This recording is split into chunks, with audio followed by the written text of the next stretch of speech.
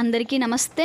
ముందుగా శ్రీ క్రోధినామ సంవత్సర ఉగాది శుభాకాంక్షలు తెలియజేస్తూ మీ వ్యక్తిగత జాతకాలలో మీ జన్మలగ్నం కన్యాలగ్నమైన జన్మజాతక వివరాలు తెలియకపోయినా మీ ప్రశ్నాలగ్నం కన్యాలగ్నమైన ఈ 2024 మరియు 25వ సంవత్సరాన్ని ఎలా ప్లాన్ చేసుకోవాలి అనే అంశంలో భాగంగా ఈ సంవత్సర ప్రారంభం నుండి సెప్టెంబర్ వరకు చాలా అద్భుతంగా ఉంది.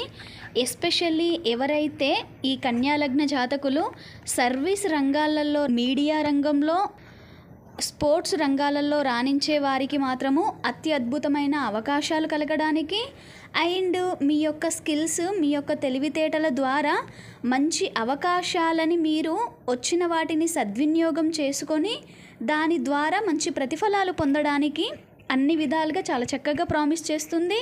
కాబట్టి ఈ సంవత్సర ప్రారంభాన్ని మాత్రము ఈ రంగాలలో ఉండేవారు అంది వచ్చిన ప్రతి అవకాశాన్ని సద్వినియోగం చేసుకుంటూ ముందుకు వెళ్ళాలి.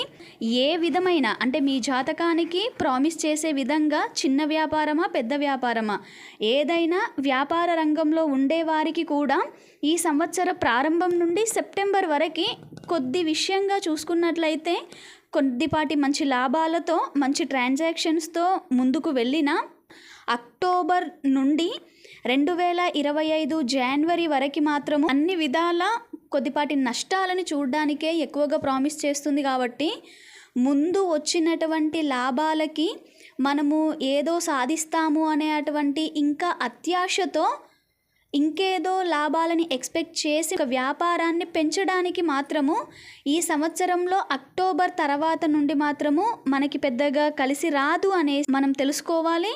కాబట్టి దానిని అనుసరించి మనము సరి అయినటువంటి నిర్ణయాలను తీసుకోవడము చాలా మంచిది. ఎవరైతే అనారోగ్య సమస్యలతో బాధపడుతున్నారో, లేదు అంటే కోర్టు సమస్యలతో బాధపడే వారికి మాత్రము అత్యద్భుతమైనటువంటి పీరియడ్ జూన్, జూలై. ఓకే, కాబట్టి ఈ సమయాన్ని ఆయా విషయాల కోసము సద్వినియోగం చేసుకుంటూ కొంచెం ముందుకు వెళ్ళగలిగేలా ప్లాన్ చేసుకోండి. సెప్టెంబర్, అక్టోబర్ మాసాలలో మాత్రము ఎవరైతే నూతన ఉద్యోగ ప్రయత్నాలు చేస్తున్నారో అందులో కాస్త ఇబ్బంది పడడానికి, చేతిదాకా వచ్చినటువంటి అవకాశము ఆర్ ఉద్యోగము చేజారడానికే ఎక్కువగా అవకాశాలున్నాయి. మరియు ఇప్పటికే వృత్తి ఉద్యోగాలలో ఉండేవారికి మాత్రము ఆయా 2 నెలలు కొద్దిపాటి ఘర్షణ వాతావరణంతో కూడి ఈ ఉద్యోగం వదిలేస్తే బాగుండు అనిపించడానికే ఎక్కువగా పరిస్థితులు ప్రామిస్ చేస్తున్నాయి. కాబట్టి తొందర పడకండి, కొంచెం ఓపిక పట్టాలి అనేదే ముఖ్యమైన సూచన. అండ్ విద్యార్థులకి మాత్రము ఇది చాలా నెగటివ్ పీరియడ్. ఇంకో విషయంగా చూసుకున్నట్లయితే కాస్త సంవత్సరం యొక్క ప్రారంభంలో కొద్దిపాటి ఆలోచనలు కలిసి రాకపోయినా ఉత్తీర్ణత విషయంలో కొద్దిపాటి మనము సంతృప్తి కలిగిన రాను అంటే ఆగస్టు, సెప్టెంబర్ తర్వాత నుండి మాత్రము ఈ ఇయర్ పూర్తిగా ఎండింగ్ 2025 ఏప్రిల్ వరకు కూడా ఎక్కువగా సఫర్ అయ్యేది విద్యార్థులే. ఓకే, రాంగ్ డెసిషన్స్ తీసుకోవడానికి, తప్పుడు నిర్ణయాలతో తమ యొక్క జ్ఞానాన్ని, తమ యొక్క ఆలోచనలని రాంగ్ డైవర్షన్కి తీసుకెళ్ళడానికి ప్రేమ అనే అటువంటి ఆ పదము, దానికి ఈ కన్యాలగ్న జాతకులు మాత్రము ఈ సంవత్సరం పూర్తిగా అందులో ఉండి విద్యని చాలా నెగ్లెక్ట్ చేయడానికి అవకాశాలు ఉన్నాయి. సప్తమాధిపతి పంచమాన్ని చూస్తున్నాడు కాబట్టి మన జీవితంలోకి వచ్చిన వ్యక్తి వలన విద్యలో ఆటంకాలు కలుగుతాయి. కాబట్టి ఈ విషయంలో చాలా జాగ్రత్తగా ఉండండి. అండ్ ఉపాధ్యాయులు, కళలతో జీవనం సాగించేవారు మరియు జ్ఞానాన్ని పెట్టుబడిగా పెట్టి ముందుకు వెళ్ళే వారందరికీ కూడా ఈ సంవత్సరం పాటు పూర్తిగా వ్యతిరేకమైనటువంటి ఫలితాలే కనిపిస్తున్నాయి. ఏ ఒక్క ఆలోచన కూడా కలిసి రాదు. కాబట్టి ఏంటి, మన యొక్క ఆలోచనలని ఎంత కుదిరితే అంతగా ప్రశాంతంగా ఉంచుకునేలా చూడాలి. మరియు వచ్చిన ఆలోచనని మాత్రము వెంటనే ఇంప్లిమెంటేషన్ చేయకూడదు. కాస్త 1కి 10 సార్లు ఆలోచించి మంచి నిర్ణయాలను తీసుకోవాలి అనేదే ముఖ్యమైన హెచ్చరిక. ధనము, బంగారము మీ దగ్గర నిల్వగా అంటే లిక్విడ్గా మీ దగ్గరనే పెట్టుకున్నప్పుడు కొన్నిసార్లు చేజార్చుకునే అవకాశం కనిపిస్తుంది. ఎస్పెషల్లీ ఈ 2024 అక్టోబర్ నుండి 2025 జనవరి వరకు మాత్రము ఆకస్మిక నష్టాలు కనిపిస్తున్నాయి.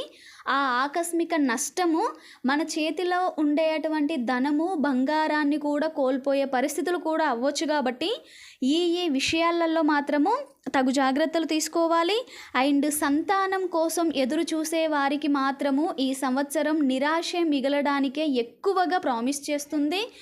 ఎస్పెషల్లీ సెప్టెంబర్ తర్వాత నుండి మాత్రము 2025 జనవరి వరకు ఎన్ని రకాల ట్రీట్మెంట్లు తీసుకున్నా కూడా సపోర్ట్ చేయకపోవడానికి ఆస్కారాలు ఉన్నాయి. ఒకవేళ ఏదైనా పాజిటివ్ న్యూస్ విన్నా అంటే ఎక్కువగా అబార్షన్స్ అవ్వడానికి అవకాశాలు ఉన్నాయి. కాబట్టి చాలా జాగ్రత్తగా ఉండాలి సంతానాన్ని కావాలనుకునే వాళ్ళు.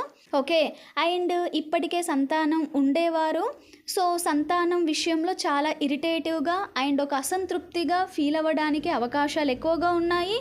కాబట్టి సంతానం మీద మీ యొక్క దృష్టి కోణాన్ని అంటే మీరు చూసే విధానాన్ని మాత్రము మార్చుకోండి. మీరు చూసే విధానంలోనే లోపాలు ఉన్నాయి, లేదు అంటే అవతలి వాళ్ళు తప్పు చేసినా మనము బాధపడేలాంటి జాతకం మనదైతేనే కదా అలా జరిగింది.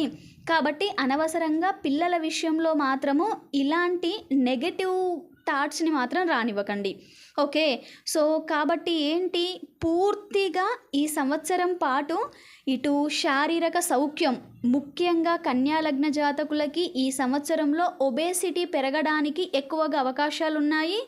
అది కూడా మన యొక్క తినడం అంటే అతిగా తినడం వల్లనే కానీ ఏదో తినకుండా ఉండడం వల్ల కాదు అనేది కూడా చెప్పొచ్చు. సప్తమాధిపతి లగ్నాన్ని చూస్తే మనకి ఓవర్ ఈటింగ్ హ్యాబిట్ వల్లనే మనకి ఒళ్ళు రావడానికి ఛాన్సెస్ ఎక్కువగా ఉన్నాయి. అందులో గురువు లాంటి గ్రహం అవ్వడం వల్ల ఏమవుతుంది అంటే ఖచ్చితంగా ఒబేసిటీ అనేది రావడానికి ఛాన్స్ ఉంది. కాబట్టి ఈ విషయంలో జాగ్రత్తగా ఉండాలి.